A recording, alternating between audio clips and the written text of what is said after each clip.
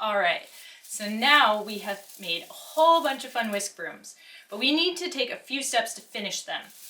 The main one is to get rid of this big bunch of broomcorn at the top of our brooms. So I'm going to show you 4 different ways to do that. So the first method I'm going to show you is to just use scissors and cut away all of this broomcorn at the top of the broom. You can start off by pulling pieces back and slipping your scissors in there, being extra careful that your scissors don't slip and cut yourself.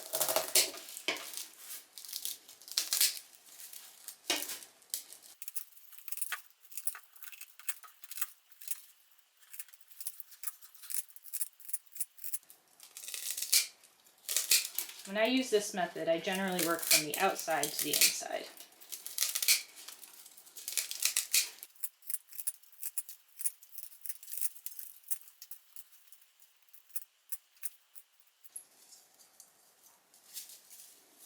And I'm not going to lie, this is my least favorite method of finishing a broom, but it's most accessible because all it uses is a sharp pair of scissors.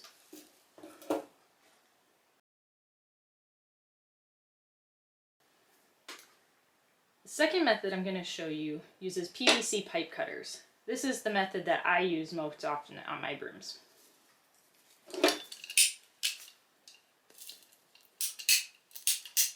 Simply go over the entire bundle at the end of the broom and squeeze down.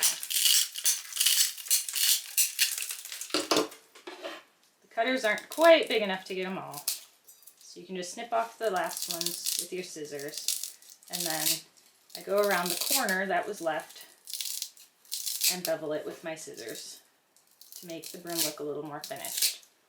You can also skip this part and just leave a flat top on your whisk broom.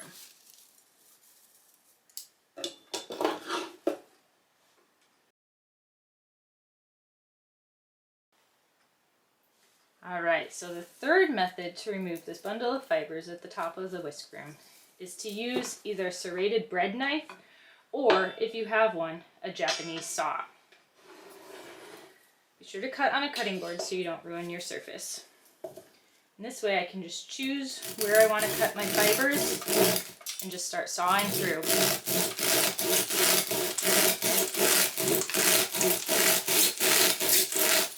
I'll go halfway with the bread knife, and then just to show you what the Japanese saw looks like, I'll do the rest with this.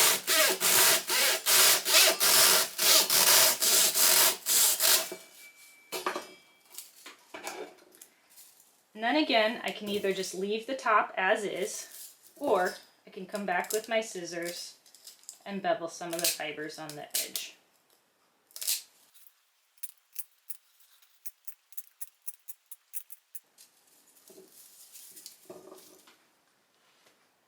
I like this method as well because most people have a bread knife or other serrated knife that will work.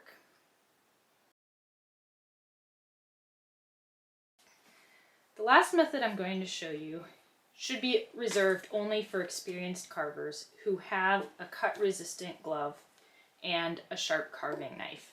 This method leaves, in my opinion, the best surface on the top, but again, please only use it if you have experience. I'm going to put my cut-resistant glove on my left hand, and then use my right hand and come in and just carve away the fibers.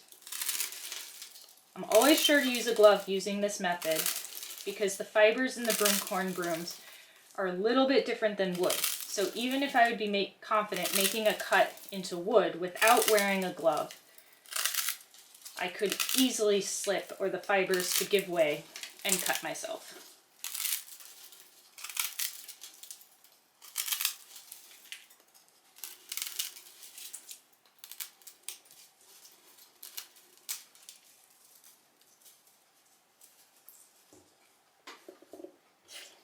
Again, I think this leaves the nicest finish on the top of the broom, and you can get nice down and close to the broomcorn stems.